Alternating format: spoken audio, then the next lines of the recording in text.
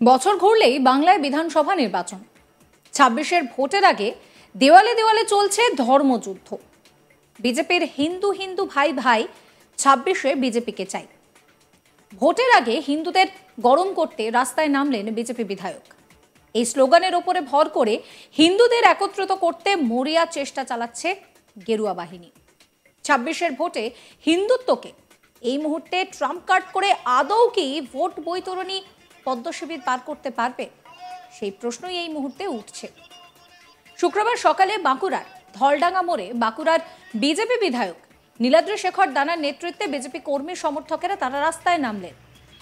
বিধায়কের দাবি, ২০২৬-এর নির্বাচনের প্রস্তুতি তারা শুরু করে দিয়েছেন। সেই নির্বাচনে সমস্ত হিন্দু ভোটকে একজোট করাই তাদের মূল লক্ষ্য, আর তার জন্যই তারা হিন্দু হিন্দু ভাই ভাই এই স্লোগান নিয়ে ময়দানে নেমেছেন। শুধু রাস্তায় বা দেওয়ালে নয়, এই স্লোগানকে সামনে রেখে আগামী দিনে বাড়ি বাড়ি প্রচার চালানো হবে বলেও বিজেপি বিধায়ক তিনি পরিষ্কার জানিয়ে দিয়েছেন। যদিও বিজেপির এই কর্মসূচিকে পাল্টা কটাক্ষ করেছে তৃণমূল কংগ্রেস।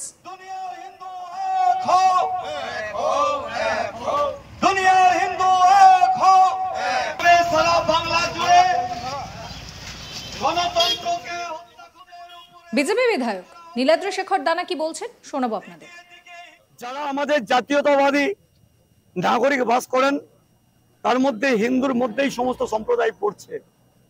যে সমস্ত সম্প্রদায় পড়ছে তাদেরকে আমরা বার্তা দিচ্ছি যে আপনারা সকলে এবারে জাগ্রত হন, আর ঘুমিয়ে থাকবেন না।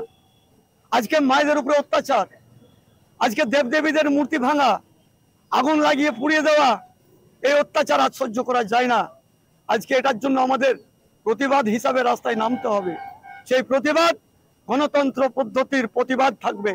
গণতন্ত্রকে হত্যা করে নয়, গণতন্ত্রকে রক্ষা করে আজকে আমরা রাস্তায় নেমেছি। আগামী দিন এই সনাতনীর আওয়াজ প্রত্যেকটি কোনায় কোনায় আমাদের পৌঁছে যাবে। ২৬-এর নির্বাচন কি এই স্লোগানকে সামনে রেখে? নিশ্চিতভাবেই আমরা বলতে পারি যে এই নির্বাচনে সনাতনীদের রক্ষার লড়াই, মান সম্মান রক্ষার লড়াই, আত্মসম্মান রক্ষার লড়াই, এবং যেভাবে প্রাণ সংশয় হচ্ছে সেই প্রাণ সংশয়ের রক্ষার লড়াই থাকবে আগামী ২৬-এর নির্বাচন। প্রস্তুতি কি শুরু হয়ে গেল? একদম শুরু হয়ে গেছে। আমরা রাস্তায় নেমে গেছি। আগামী দিন আমরা রাস্তাতেই থাকবো, জনগণের সাথে থাকবো, জনগণের হৃদয়ের কাছে আমরা পৌঁছাবো। এইটুকু আওয়াজ নিয়ে সমস্ত দুনিয়ার হিন্দু এক হও, এই স্লোগান আমাদের থাকবে। তৃণমূল তো বলছে সাম্প্রদায়িকতা রাজনীতি করছে। কারো সাম্প্রদায়িকতা বিভেদ সৃষ্টি করেছে? ভারতবর্ষকে যারা ভাগ করেছিল দ্বিজাতি তত্ত্বের ভিত্তিতে, তাদেরই ঔরসজাত সন্তানেরা। এই কংগ্রেস, জওয়াহরলাল নেহরু, মোহাম্মদ আলী জিন্নাহ যখন দ্বিজাতি তত্ত্বের ভিত্তিতে ভারতকে ভাগই করেছিল, কেন সেদিন পাকিস্তানে ফিরিয়ে নেয়নি এই একটা সম্প্রদায়কে?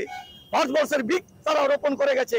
তারাই হচ্ছে প্রকৃত সাম্প্রদায়িক, যারা ক্ষমতার লোভে সাম্প্রদায়িকতার উস্কানি দিয়ে, সাম্প্রদায়িকতার নামাবলী গায়ে দিয়ে এই দেশে ক্ষমতায় এসেছে, তাদেরকে ছুঁড়ে ফেলেছে।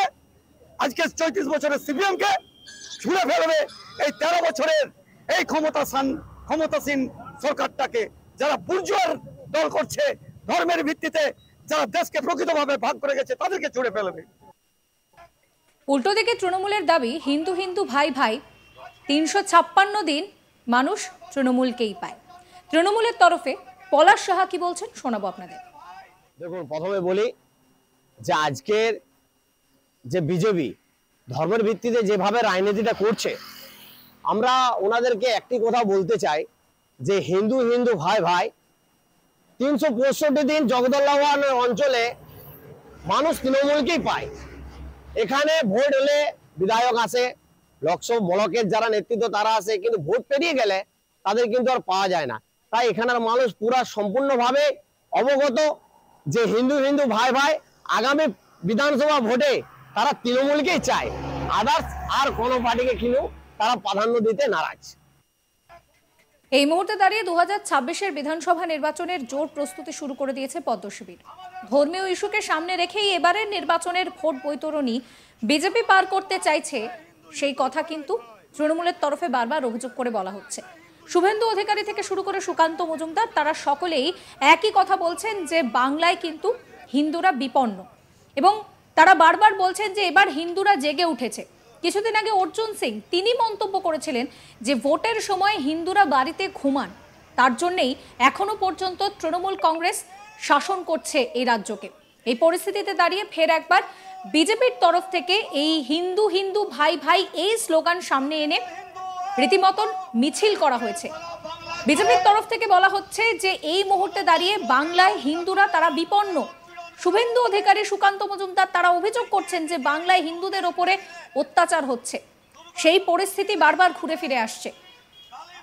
দিল্লিতে যেভাবে বিজেপি জয়লাভ করেছে, বিজেপি কিন্তু এই মুহূর্তে বাংলাতেও সেই একই ট্রাম্প কার্ড খেলে জয়লাভের চেষ্টা করছে। তবে ভুললে চলবে না, দিল্লিতে কিন্তু বিজেপি বেশ কিছু প্রকল্পের ঘোষণাও করেছে, কিন্তু সেই তুলনায় বাংলায় এই মুহূর্তে দাঁড়িয়ে যে পরিস্থিতি তৈরি হয়েছে তাতে করে কিন্তু বারবার তারা এই ধর্মীয় বিষয়টাকেই হাতিয়ার করে ভোট বৈতরণী পার করার চেষ্টা করছে।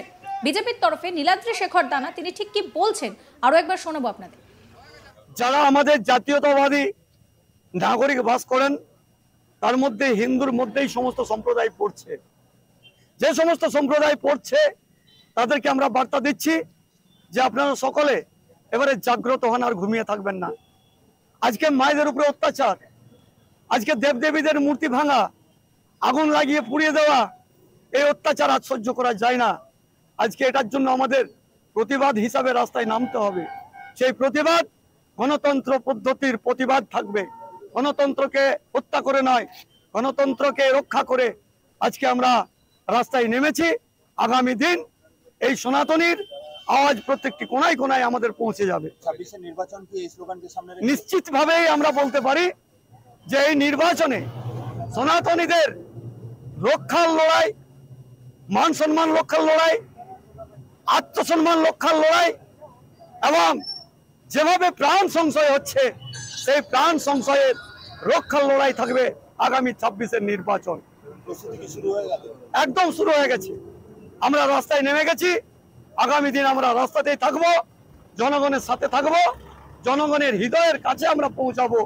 এইটুকু আওয়াজ নিয়ে সমস্ত দুনিয়ার হিন্দু এক হও, এই স্লোগান আমাদের থাকবে। তৃণমূল তো বলছে সাম্প্রদায়িকতার রাজনীতি করছে। কারো সাম্প্রদায়িকতা বিভেদ সৃষ্টি করেছে। ভারতবর্ষকে যারা ভাগ করেছিল দ্বিজাতি তত্ত্বের ভিত্তিতে, তাদেরই ঔরসজাত সন্তানেরা।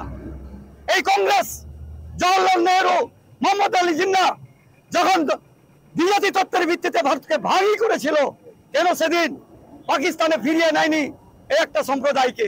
ভারতবর্ষের বীজ তারা রোপণ করে গেছে।